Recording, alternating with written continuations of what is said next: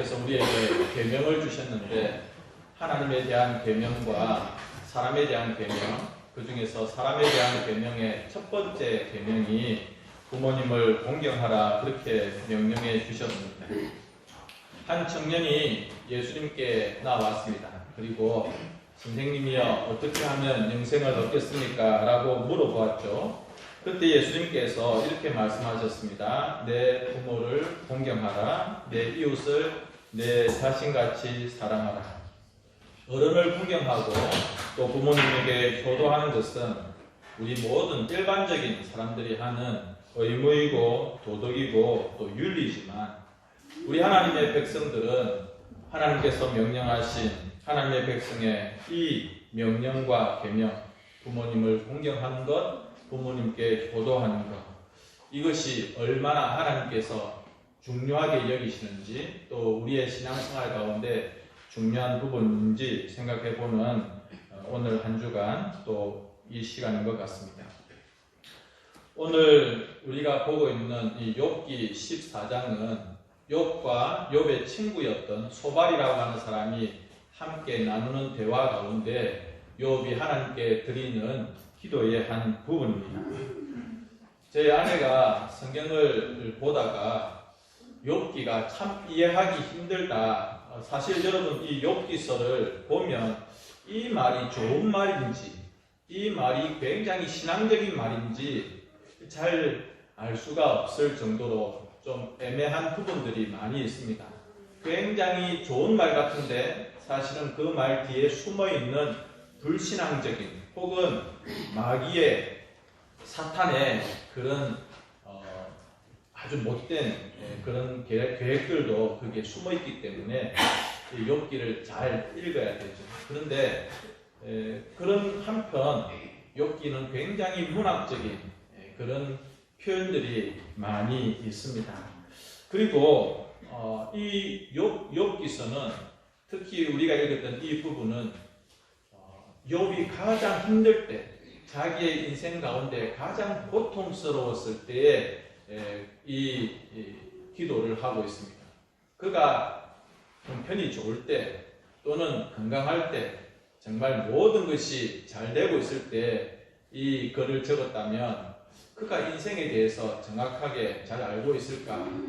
그러나 욥의 인생 가운데 가장 밑바닥에 있을 때 그가 심각하게 고민하면서 묵상하면서 인생이란 무엇인가? 사실 욥기의 주제 중에 하나가 그런 것 아니겠습니까? 과연 인생이 무엇인가? 그래서 욥이 가장 힘들 때 고백했던 이 기도와 또 이 말들이 인생에 대해서 잘 설명해 주는 부분이라고 말씀을 드릴 수가 있겠습니다.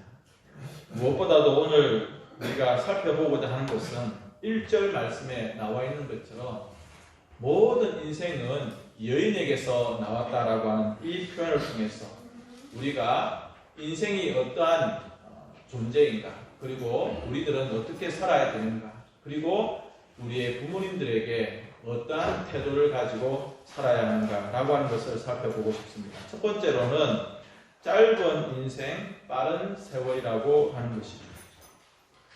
우리 모든 인생들, 모든 사람들은 다 어머니에게서 태어났습니다. 물론 옛날 어른들이 아버님 날 낳으시고 어머님 날 기르셨다라고 말씀하시지만 어떤 인생이 어머니를 제외하고 태어난 인생이 있겠습니까? 그러나 그 모든 어머니에게서, 여인에게서 태어난 인생들이 아무리 발부둥치고 아무리 노력해도 인생은 짧은 것입니다. 그리고 세월은 우리가 붙잡을 수 없이 빠르게 지나가는 것이죠.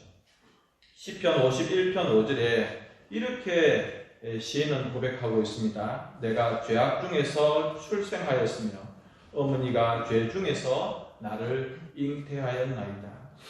이건 무슨 뜻이냐면 우리 인생은 진흙덩어리와 같은 연약한 존재라는 것이죠.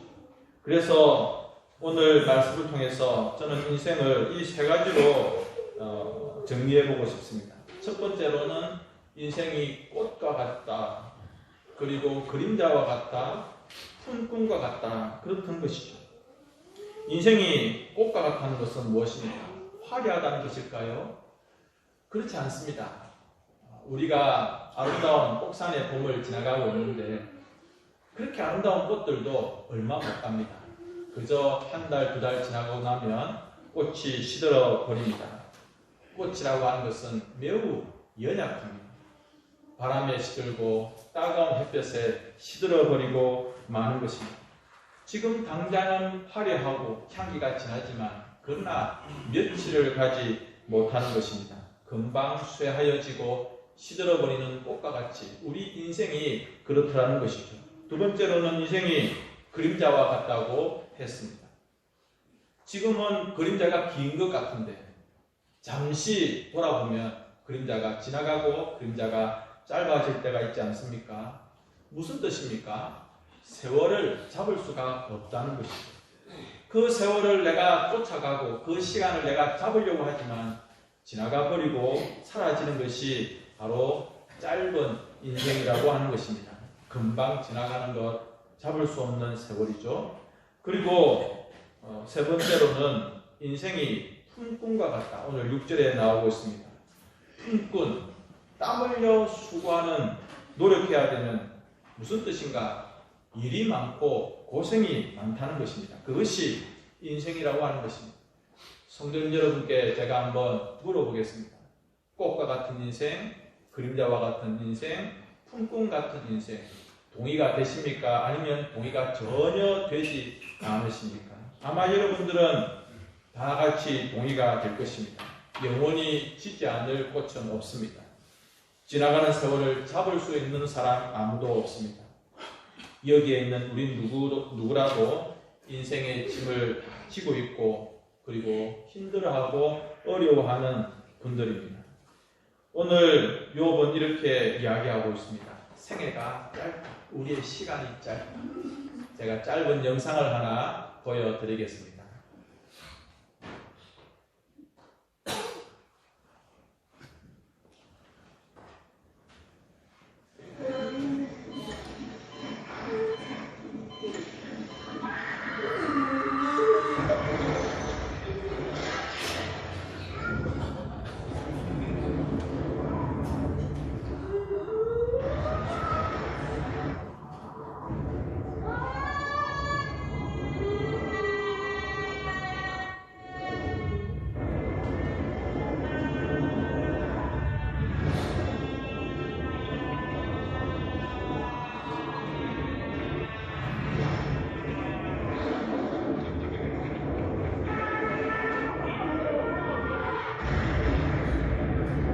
끝났습니다.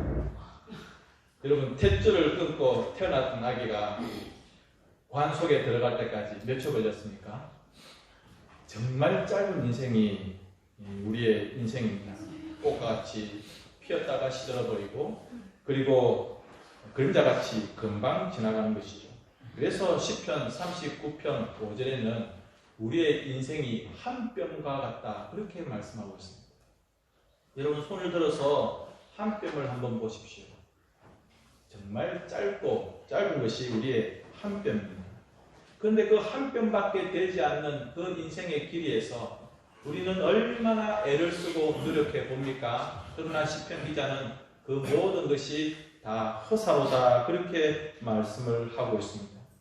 한 뼘밖에 되지 아니하는 그 짧은 인생, 내 인생 모두 합쳐서 그 70, 80 혹은 그 이상의 인생이라고 할지라도 아무리 살아간다 할지라도 그러나 하나님 앞에서 보면 나의 그 인생조차 한 뼘밖에 되지 않는다는 것이죠.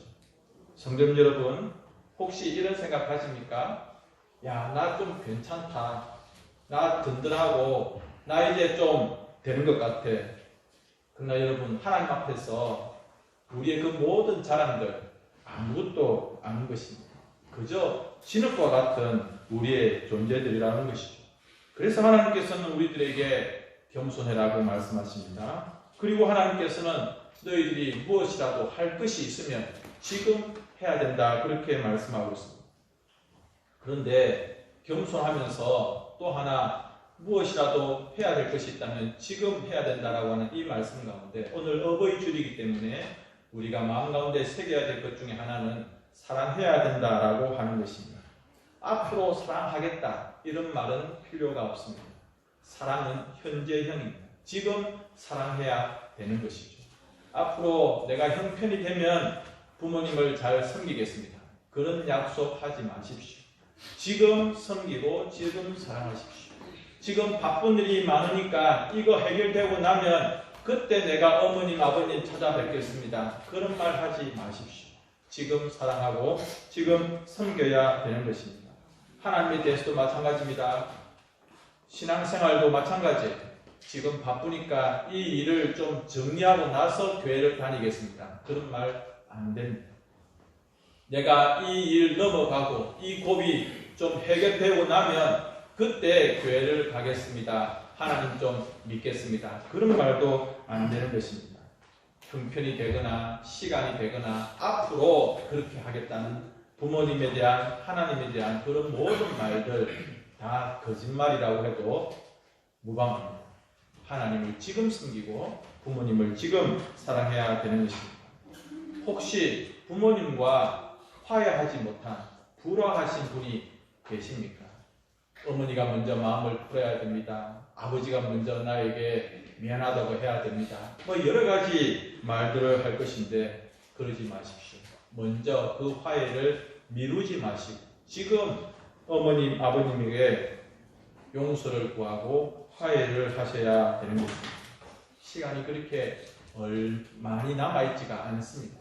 우리 어머님, 아버님이 살아계시고 생존해 계시는 시간들이 그렇게 길지 않다는 것입니다. 제가 말씀드렸죠. 꽃과 같이 짧습니다. 그림자와 같이 빨리 지나가 버립니다. 그런 인생인데 뭘 미루고 뭘 다음으로 그렇게 하겠습니까? 하나님을 사랑하고 부모님을 섬기는 일에 우리 모두가 더욱더 힘을 내고 지금 이 시간 현재형으로 그렇게 진행을 해야 될 것입니다. 두 번째로는 우리 인생이 걱정이 많은 품꾼 인생이다 그렇게 말씀을 하고 있습니다.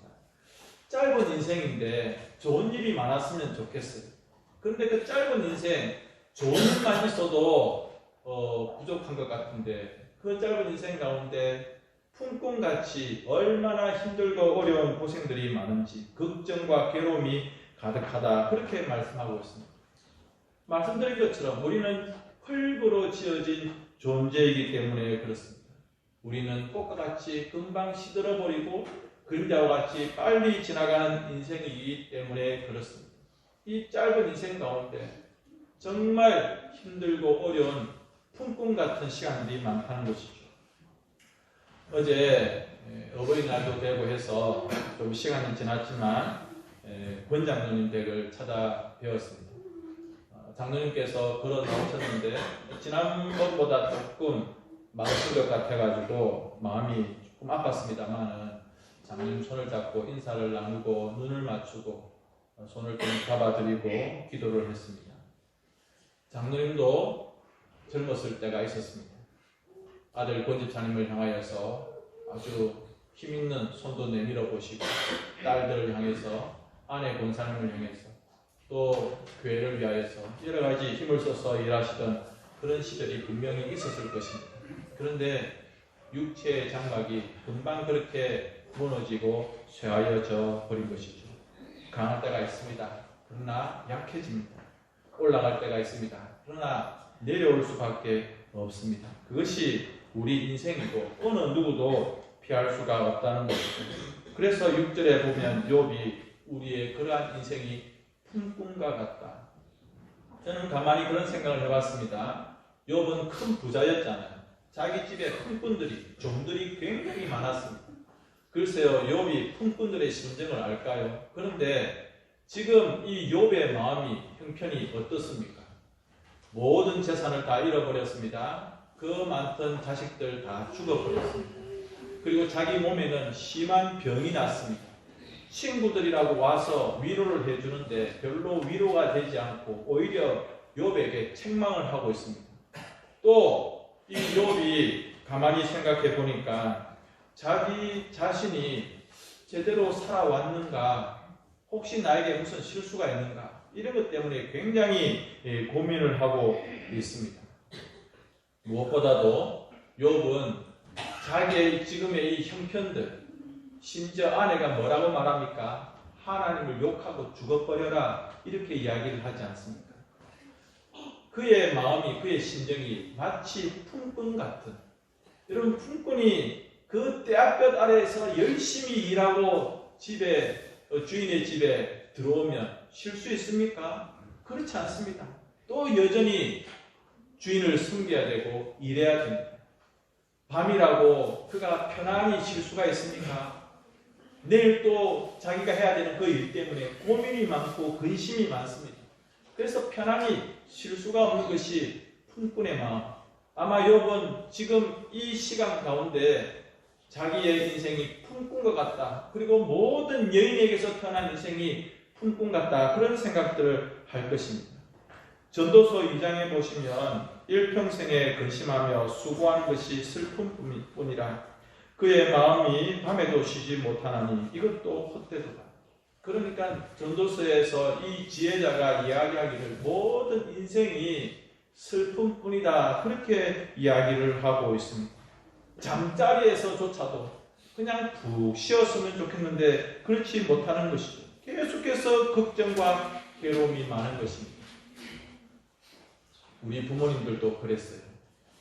우리 부모님들도 걱정과 근심이 많았습니다. 어떻게 하면 돈 한 푼 더 벌어볼까? 어떻게 하면 내 새끼들 공부 좀 더 시켜볼까? 어떻게 하면 이 힘든 가난의 굴레를 벗어나 볼까? 낮에는 죽으라고 일하고 밤에도 집에 돌아와서 쉬지 못하고 또 잠자리도 너무 힘들고 걱정과 눈물로 그렇게 지셨던 시간들이 많은 것입니다. 성도 여러분, 오늘 제가 주보에 그림 한 장을 넣었습니다. 그 그림을 보면서 여러분 어떤 생각을 해 보셨습니까? 우리의 어머님들, 우리의 아버님들, 그 아픔과 그 괴로움을 어디 하나 내놓고 이야기할 데가 없습니다. 우리 어머님들 어디에 눈물을 흘리면서 어디에서 이 힘들고 아픈 마음을 토해 보셨습니까? 친정에 갈 수 있습니까? 없습니다. 남편 앞에서 울 수 있습니까? 울지 못합니다. 집에 무슨 방 한 구석이 있어서 거기서 펑펑 마음대로 울 수 있었습니까? 우리 어머님들 그렇지 못했습니다. 누구밖에 없습니까? 하나님밖에 없어요. 어디밖에 없습니까? 교당밖에 없어요. 그렇게 교당에 가서 눈물 펑펑 흘리고 혹은 그냥 입을 뒤집어 쓰고 눈물 삼키면서 우셨던 우리 어머님들, 우리 아버지. 인생이 힘들고 품꾼같이 어렵기 때문에 그렇습니다. 저희 어머니 돌아가셨지만 저는 어릴 적에 어머니가 밥 한다고 아궁이에서 불을 떼시면서 우시는 장면들을 많이 봤습니다. 울 때가 아궁이 앞밖에 없는 거예요. 특히 비가 오면 늘 부엌에 물이 가득 차가지고 불 떼면서 물 퍼내야 되고 불 떼면서 물 퍼내야 되고 울 때가 아궁이 앞, 눈물 쏟아낼 때가 교회다. 울 곳이 아버지 앞밖에 없었던, 하나님 아버지밖에 없었던, 그저 그 한 귀퉁이 내가 울 수 있는 그 자리, 새벽 기도의 시간, 그 캄캄한 교회당 한 구석, 그렇게 울으셨던 우리의 어머님들. 혹시 아버지의 어깨를 한번 만져보셨습니까? 한번 어깨 좀 주물러 달라고 할 때에 아버지의 어깨를 만져보면 왜 그렇게 딱딱한지요? 운동을 해서 그렇습니까? 아니에요. 일을 많이 하셔서 어깨가 굳었고 뭉쳐있는 거예요. 그렇게 딱딱해져 있고 굳어져 있는 아버지의 어깨가 바로 인생의 품꾼 같은 고생의 흔적인 것이죠. 그렇게 수고의 진들을 지셨던 우리의 부모님들의 마음, 우리가 위로해 드려야 되지 않겠습니까? 무엇보다도 우리 부모님들 중에 아직 예수님을 안 믿는 분이 계시다고 한다면 우리 자녀된 여러분들, 어머니 아버지가 꼭 예수님을 믿을 수 있도록 전도하셔야 되는 것입니다. 돌아가시고 나서 복음 전할 수 있는 기회가 없는 거예요. 살아계실 때 효도 잘하면서 제일 큰 효도가 부모님, 예수님 믿는 것이죠. 우리 연세 많으신 성도님들 신방을 가서 기도 제목을 물어보면, 아유 목사님 저는 돈이 많았으면 좋겠습니다. 아유 목사님 저는 몸이 좀 건강했으면 좋겠습니다. 그런 기도 제목보다 제일 가는 제목이, 목사님 우리 아들, 딸이, 우리 며느리가, 우리 손자, 손녀들이 예수님 잘 믿었으면 좋겠습니다. 그 기도 제목이에요. 혹은 신앙생활 제대로 하지 않고 있는 자녀들을 향하여서, 목사님 쟤들이 교회 생활, 신앙생활 하지 못하고 있습니다. 어릴 적에는, 주일학교 때는 교회를 다녔는데 지금은 예수 모르고 예수 안 믿는 것 같아요. 심지어는 성경을 믿을 수 없다고 합니다. 이런 이야기를 하시는 우리 어른들의 이야기를 듣습니다. 성도님 여러분, 우리 어머님께, 아버님께 돈다발을 드리는 것보다, 요즘 보면 그런 것이 있더라고요. 뭐 이렇게 사각형 같은 곳에 돈을 한 장 꽂아놓고 이 빼는데 돈들이 막 줄줄줄줄 나오면 엄마 아빠가 막 웃으면서 이 입안에 있는 모든 치아가 다 드러나는 그런 장면들을 봅니다. 그것도 좋은 일이죠. 그런데 만원짜리 돈다발, 5만원짜리 돈 뭉치를 드리는 것보다도 부모님이 믿고 있는 그 신앙을, 그 하나님 신앙을 우리가 잘 이어받아서 손자, 손녀까지 그렇게 예수님 믿는 것이 제일 큰 효도가 아닌가. 세 번째로는 안식과 즐거움이 필요한 우리 부모님입니다. 4절 말씀을 보십시오. 누가 깨끗한 것을 더러운 것 가운데에서 낼 수 있으리까? 하나도 없나이다. 이 말이 무슨 말이냐면, 어떤 인생도 스스로 구원할 수 없다는 이야기입니다. 그래서 5절과 6절에 욥이 하나님께 이렇게 기도하는데, 우리 같이 한번 읽어보겠습니다. 5절과 6절입니다.